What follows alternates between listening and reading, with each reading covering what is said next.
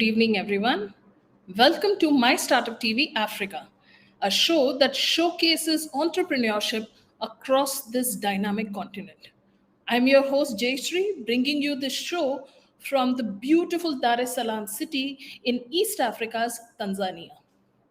Before we dive into tonight's exciting content, here's a quick reminder to all our viewers that you can stay connected with us and My Startup TV Africa 24 by 7.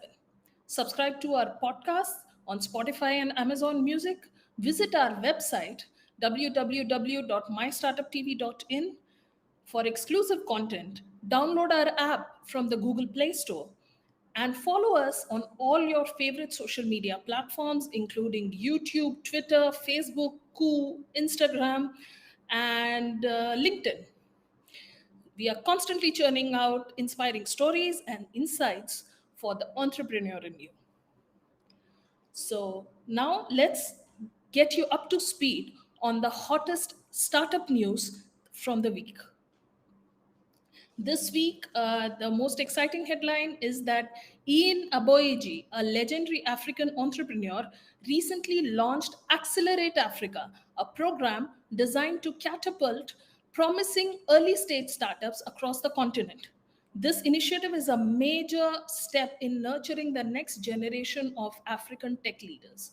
It aims to be the Y Combinator of Africa. For those who don't know, Y Combinator is a highly admired accelerator program in the US. Accelerate Africa focuses on early stage ventures across Africa, offering mentorship, funding, access to networks to propel their growth.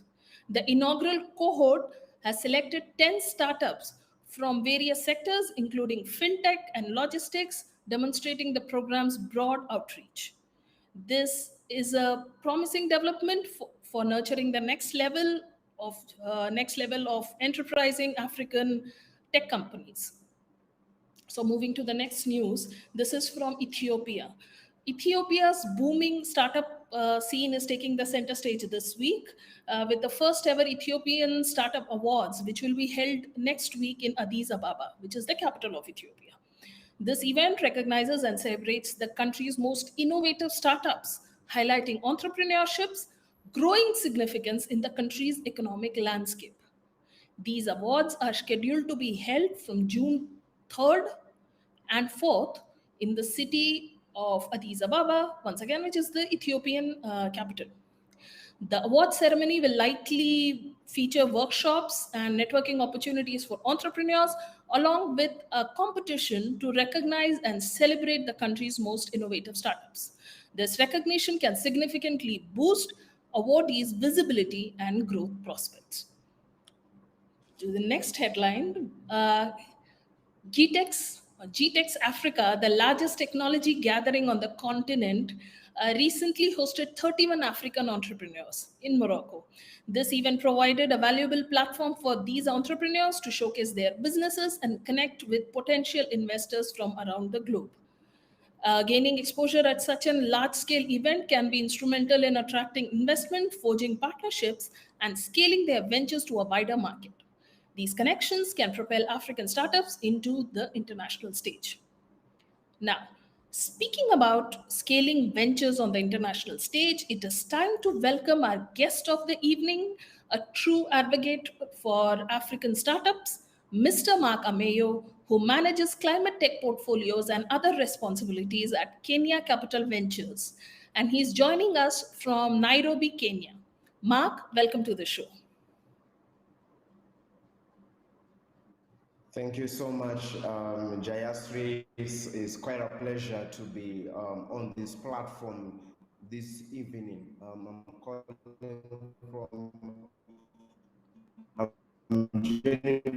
from Kenya, Nakuru, Kenya, to be specific, and Mark Ameyo, representing Kenya, gender inclusive and climate impact investor in Kenya, providing both capital and technical assistance support to micro and small and medium enterprises in Kenya, specifically in the 5 target sectors mostly affected by climate change, that is agribusiness, waste management, water management, commercial forestry, and renewable energy.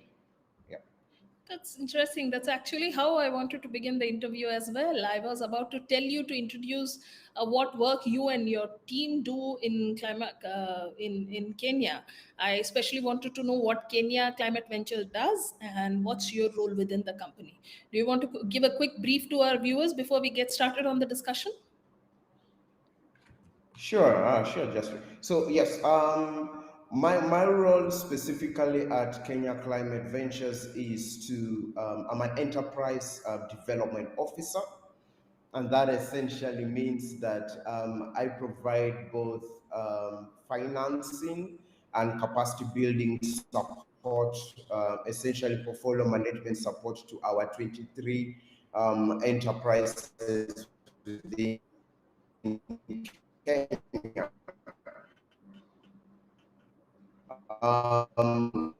That entails starting from participation that are in the market in terms of the sectors that are interested, and management of these funds altogether till the duration of the contract. And when I mean management, I essentially mean performance management. That essentially means provision of technical assistance and business development support, along with linkages to some of these startups, some of these SMEs with other investors. I also manage a platform that enables the interaction of investors and applicants in the Kenyan market.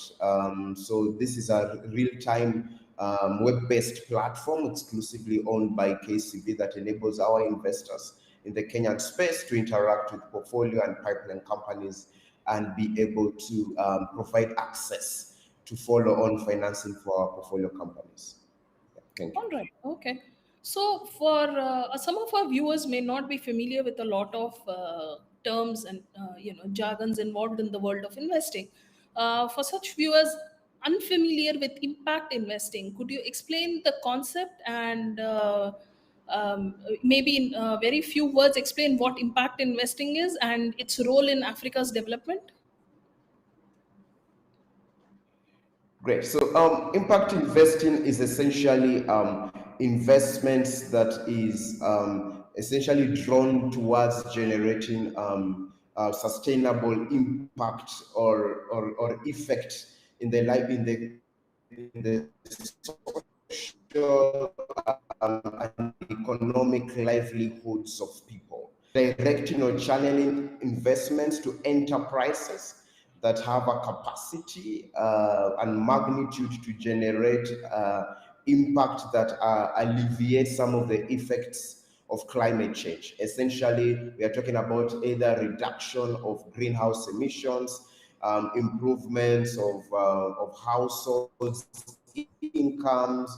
We're also talking about reduction of use of fossil fuels and maybe incorporation of more clean energy sources. Yes, to enterprises that will generate both a social and economic and even a climate impact in the societies.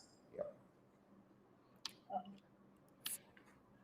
So from the climate point of view, so what are the key focus areas for Kenya Climate Ventures in terms of climate smart solution? Are you talking about agribusinesses? Are you talking about waste management and water management alone, or there are other areas as well? Good question. So what we try to do at Kenya Climate Ventures is to focus on the sectors that will be able to generate as much impact as possible. Based on our analysis, we narrowed down to 5 predominant sectors. One of the sectors is agribusiness, and here we're talking about some subsectors like agri-tech, agri-processing. We're also talking about another sector called water management. How do we access to water and sanitation? We're also talking about renewable energy, and yeah, we're talking about clean energy. We're also yes, essentially clean energy. We're talking about cook stoves. We're talking about briquettes. We are also talking about another sector is commercial forestry, and here we are majorly speaking about seedling production. We are majorly speaking about some of these difficult claims. We're also talking about waste management. How do you convert waste into something that is sustainable? For instance, we're talking about sugar bagasse. How you convert sugar bagasse to briquettes, and you sell the briquettes, and briquettes are examples of clean energy and emit less fossil fuels into the environment. That sounds very exciting. Can you give an example of a successful company at KCV and the impact it is creating? Perhaps our viewers would be very excited about knowing about such kind of a company.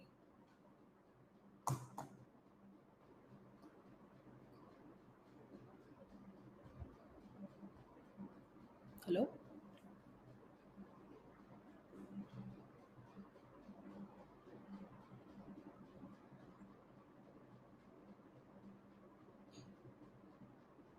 Mark, I think you're on mute. Could you please check your audio once again? Great. Can you hear me now? Apologies. Yeah, no problem. Yeah, perfect. So I was saying I can start off by giving an overview of the impact generated so far by KCV, and then maybe an example of a portfolio company. So far, KCV, we have been able to deploy assets under management of about 4.3 million USD. And we have impacted 4,600 direct and indirect jobs. These are the jobs that our portfolio companies, the 23, have created in the Kenyan market and also beyond. 50,074 households have also been able to access sustainable livelihoods, benefited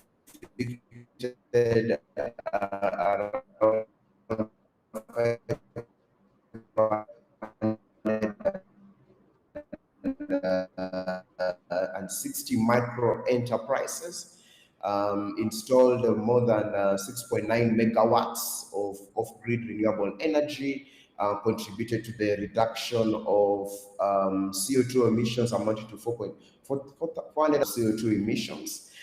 In terms of some of our portfolio companies that we have seen have been able to generate a lot of I can say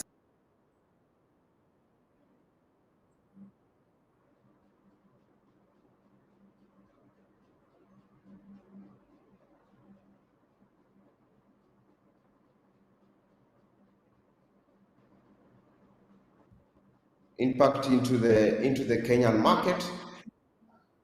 Impact into the Kenyan market.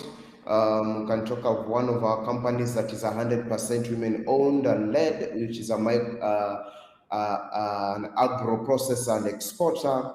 They aggregate macadamia nuts from smallholder farmers, and then they also sell it to the export market.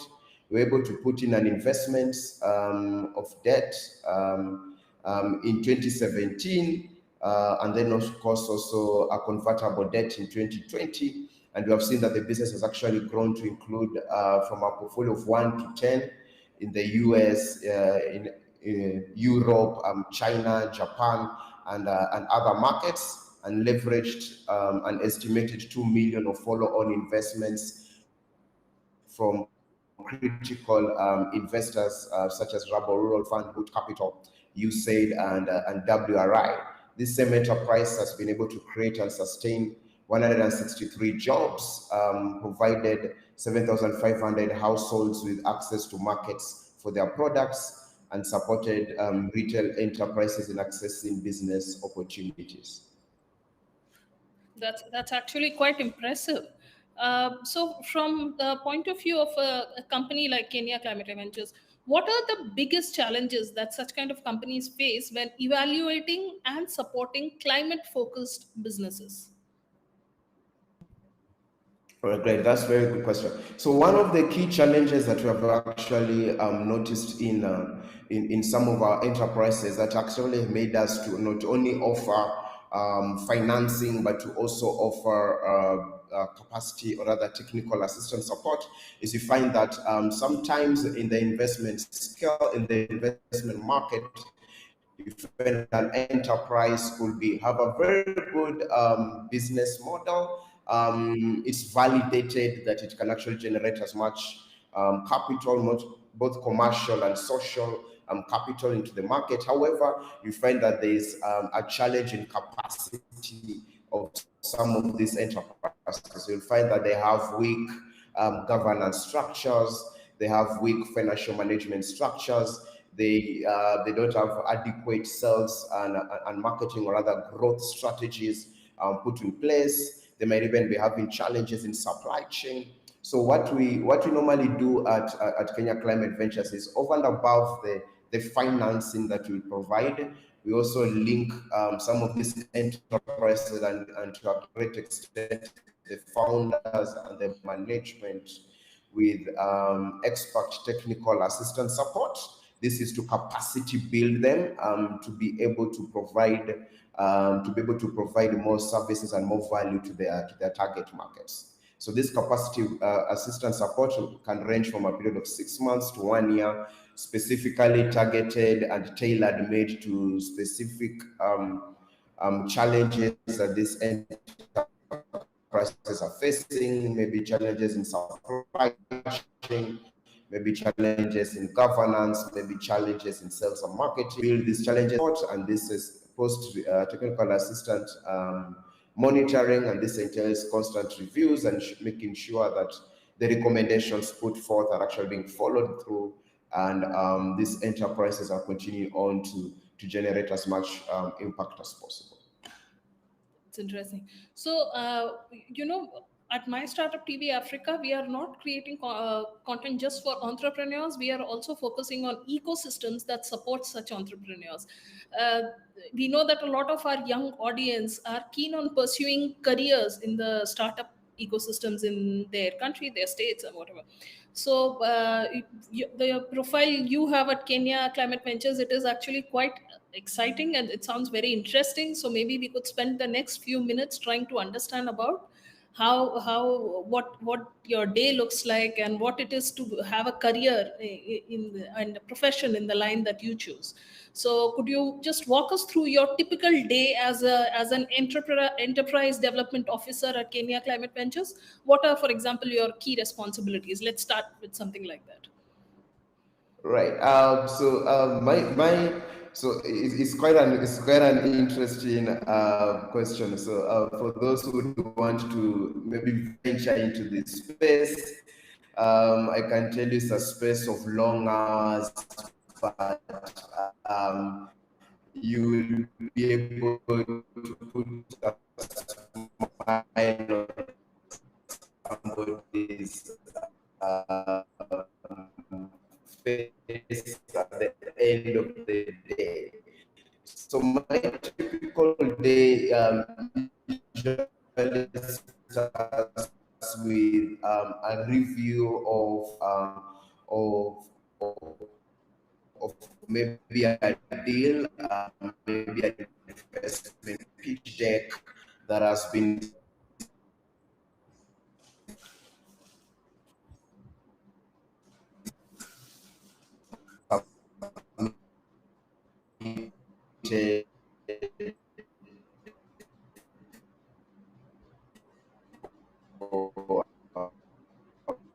possible evaluation, not only to for investments, but also for access to follow on, understanding the value proposition, what this entrepreneur wants to actually generate, wants to deploy market. And then, of course, I will be to investors, then actually support this entrepreneur wants to achieve. Based on Please go. industry Please go. knowledge. Is this a business model that will scale? Then, of course, from there, then you start also evaluating what will be the possible capacity needs that this entrepreneur will require. evaluate, make sure that this is in the long run, and then interact with some of my portfolio clients, find out what are some of the challenges are going through that you are looking at introducing them to. Then I also have to interact with the investors, find out how are they interacting with some of our portfolio companies on our platform, what are some of the key issues that they may need addressed. Then maybe towards the end of the day, catch up with your colleagues, trying to understand what are some of the areas that you can provide more support in. Yeah, so this is a very interesting market.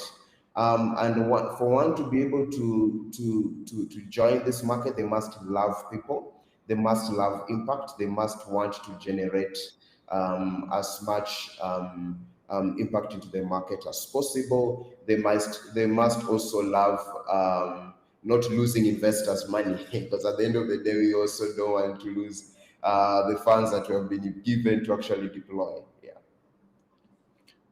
That's exciting. So, someone in your position, how do you measure a company's success, the companies that you support, their success? Is it purely financial, or are there any broader metrics? okay, very good question. So yes, so our metrics that we measure performance are on one, we measure business performance, and this one we're looking at essentially financial. We're looking at revenue growth. We're looking at maybe bidder growth. We're also looking at wage bill, how many jobs have they been able to increase over time during the course of the investment. Then we also look at some social indicators, like households that are benefiting, women owned or led. So you know there's a lot of push into gender lens investing currently. So you look at women owned enterprises that have benefited, youth owned or led enterprises that have also benefited. We also look at some environmental indicators, such as waste recycled, the tonnage of wastes that have been recycled, CO2 emissions that have been reduced, CO2 just greenhouse gas emissions that have been reduced. We also look at clean energy that have been installed, especially for most of our renewable energy projects. We also look at other factors such as water saved, if there's been water that has been actually been saved, liters of water that have been saved. We also look at more so in the employment avenue. We look at the women employed, women in management, women in the board, and then what else? Yeah, I think those are pretty much the main indicators. Oh, so gender diversity is an important conversation happening in the startup ecosystem in Kenya, it seems, because you have stressed earlier and even now about how, number of women in the workforce, number of women in leadership positions. This is a very interesting takeaway from this discussion. So I had one more question to add to this.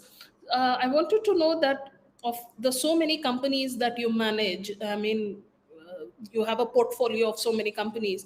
In your work experience, what do you think is the most important quality in an entrepreneur that will take him or her to the path of success? Like, a startup has a good I read somewhere that a startup has a good future if the entrepreneur is of a good kind. It really all boils down to how the founder is conducting himself or herself. So in your, other than that, but this is again read from a book from someone who's actually working on with the startup community day in and day out. What do you think is the most important quality in an entrepreneur?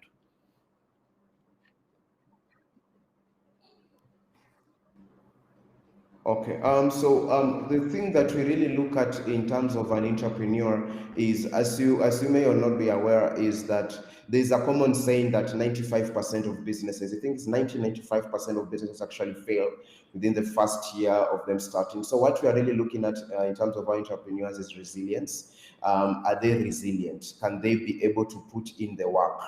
Yeah, we look at entrepreneurs that are teachable, entrepreneurs that are looking for more support. They are willing to go an extra mile to actually to actually make sure that they're able to bring their businesses to the point where they want to go. And these are entrepreneurs that will take advice. These are entrepreneurs that will be resilient. They will not give up. These are entrepreneurs that are hungry. They are always searching for opportunities. These are entrepreneurs that are quick. Quick in terms of documentation requests, quick in terms of linkages, support, quick in terms of that kind of interaction between government, between investors, etc. So resilience is one of the key things. A mind that does not want to give up is a very attractive trait for an investor to look at an entrepreneur. Okay, I'm going to devote the next few minutes into the future of climate smart solutions in Africa. So my first question in this segment would be, what are some of the most promising trends in climate smart solutions across Africa? Let's start with Kenya. What do you think are some of the most promising trends in climate solutions in Kenya?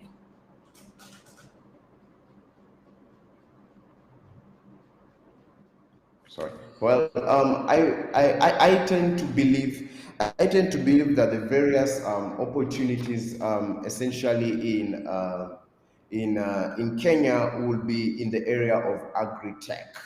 Right now, technology is playing a very big part of the investments, especially in climate, and we're finding out that some of these enterprises that are encompassing technology are actually enterprises that will be sustainable for the future. I can give you an example, like a company that provides solutions for post-harvest losses of produce, a company that connects CBOs, cooperatives, farmers in extension to export markets, to more international markets. Those are some of the enterprises that will be very, very key for an investor to invest in, not only in Kenya, but also in Africa. Another key place would be in aquaculture. We are seeing that there's a great move of now investments in fisheries and in projects that can be able to improve our coastal biodiversity. We are also looking at investments in renewable energy. As you may or not be aware, right now 98% of electricity in Africa is actually being generated from clean energy sources. And these are some of the avenues that investors are putting in more money, especially in solar. We're talking about majorly solar PV projects. We're also talking about clean cook stoves, especially for the markets mostly in the refugee settlements and in the marginalized markets. So these are some of the areas that I believe investors are really looking into. One of the other areas is, of course, on water and sanitation, to be specific.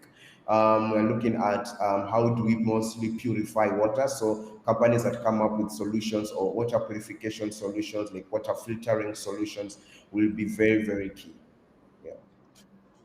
That sounds very inspiring.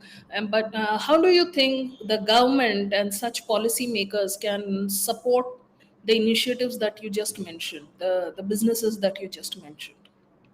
So the government can usually come in terms of policy, just enacting proper laws that actually support investments. Government can also come in by pushing more blended investments.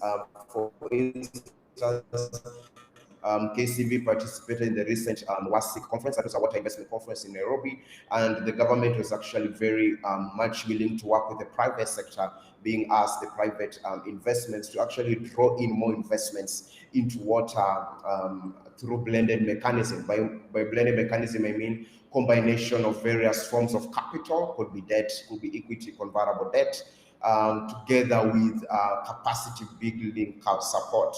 Right, with technical capacity support, because we found out that these entrepreneurs not only need financing, but they also need capacity to be able to be competitive and to draw impact into the African market by extension. Yeah. So government can come in through push of more blended investments, enacting more laws, try as much as possible not to overtax enterprises. That is one of the areas enterprises are actually but I think most of these laws needs to be enacted with a lot of consultation with the private sector. Yeah, okay. Um, Looking ahead, what do you hope for the future of impact investing and its role in tackling climate change? Well, I think the future. I think the future of climate change and climate investments is actually very bright. More and more financing is actually being channeled into specifically Africa, majorly because of the past historical aspects of not being properly financed. And we are seeing a lot of investments, especially in climate. You must be aware that there's, of course, the the COP 27, and the generating initiatives that are being channeled through the United Nations, and some of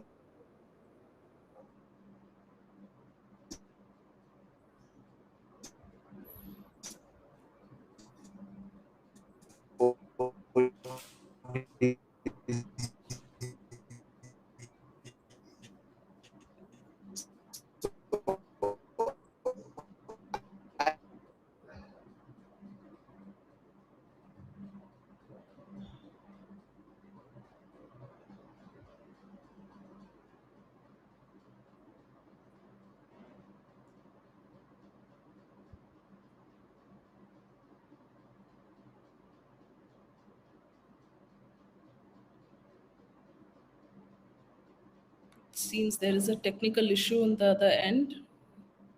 Yeah,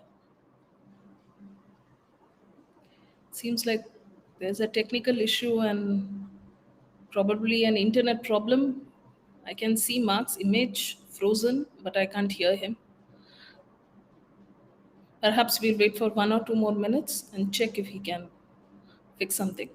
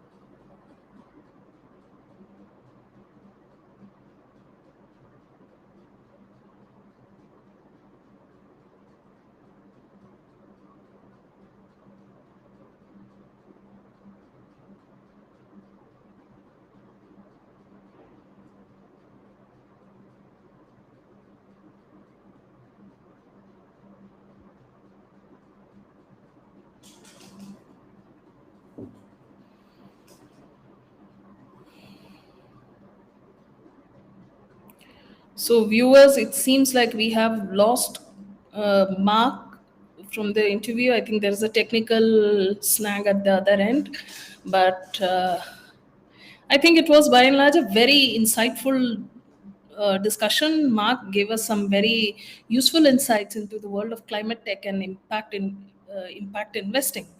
Now, I wish we could. I could have thanked him on air for sharing his expertise and passion for Africa's entrepreneurial future. But I think this is it. The interview has to be concluded here. But before we bid goodbye to all of you, I have to serve one another quick reminder. You please. Do visit our websites, our social media pages, and our different other platforms on the internet, like our podcasts and websites. Starting for My Startup TV, I have said about it in the beginning of this program that we have podcasts on Amazon, on Spotify. We are on all the prominent social media channels like LinkedIn, Instagram, Twitter, Facebook, and YouTube. Of course, we have our website, and you can also download our app from the Google Play Store. You can access us 24/7.